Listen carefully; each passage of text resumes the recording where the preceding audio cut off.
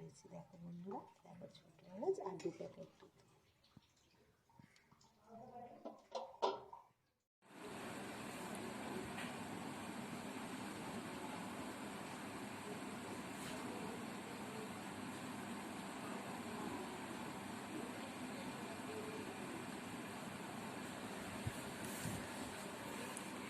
এই দেখো বন্ধুরা, আমার সিমুয়ের পায়েস রেডি।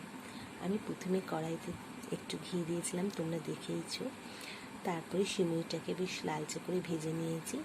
তারপর 2 প্যাকেট দুধ দিয়েছি, পরিমাণ মতন চিনি দিয়েছি, আর ছোটো এলাচ দিয়েছি 4খানা। ব্যাস ভালো করে দুধটাকে মুড়িয়ে নিয়ে রেডি সিমুয়ের পায়েস।